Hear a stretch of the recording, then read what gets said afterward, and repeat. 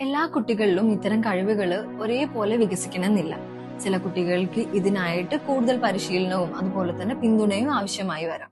എല്ലാ പാരന്റ്സിന്റെയും ഒരു വലിയ സ്വപ്നമാണ് തന്റെ കുട്ടി സ്കൂളിൽ പോകുന്നതും പഠിക്കുന്നതും ഫ്രണ്ട്സിന്റെ കൂടെ ഇരിക്കുന്നതും ഒക്കെ. പക്ഷെ പലപ്പോഴും കുട്ടികൾക്ക് സ്കൂളിൽ അഡ്മിഷൻ ലഭിച്ചാലും സ്കൂൾ അന്തരീക്ഷമൊക്കെ ആയിട്ട് പൊരുത്തപ്പെട്ടു പോകാനുള്ള പ്രയാസം അനുഭവപ്പെടാറുണ്ട്. പല മാതാപിതാക്കളും സ്കൂൾ അഡ്മിഷൻ സമയത്ത് പ്രധാനമായിട്ട് നോക്കുന്നത് കുട്ടിയുടെ ഏജ് ആണ്. ശരിക്കും സ്കൂളിൽ അഡ്മിഷൻ ചേർത്തുന്ന സമയത്ത് ഏജ് മാത്രം കൺസിഡർ ചെയ്താൽ മതിയോ? പക്ഷേ സ്കൂൾ ജീവിതത്തിലേക്ക് വിജയകരമായി കടക്കാൻ കുട്ടികൾക്ക് പല അടിസ്ഥാന കഴിവുകളും കൂടെ നേടിയിരിക്കേണ്ടത് ആവശ്യമാണ്. സ്കൂളിൽ പോകുന്ന ഒരു കുട്ടിക്ക് കുറച്ച് സമയം ക്ലാസ്സിൽ ഇരിക്കാനും ശ്രദ്ധിക്കാനും ടീച്ചേഴ്സ് പറയുന്ന ഇൻസ്ട്രക്ഷൻസ് ഫോളോ ചെയ്യാനും സ്വന്തം ആവശ്യങ്ങൾ കമ്മ്യൂണിക്കേറ്റ് ചെയ്യാനും ഫ്രണ്ട്സിന്റെ കൂടെ ഇടപഴകാനും അതുപോലെ പുതിയ സാഹചര്യങ്ങളായിട്ട് പൊരുത്തപ്പെടാനും കഴിയേണ്ടതുണ്ട്. എല്ലാ കുട്ടികളിലും ഇത്തരം കഴിവുകൾ ഒരേപോലെ വികസിക്കണമെന്നില്ല.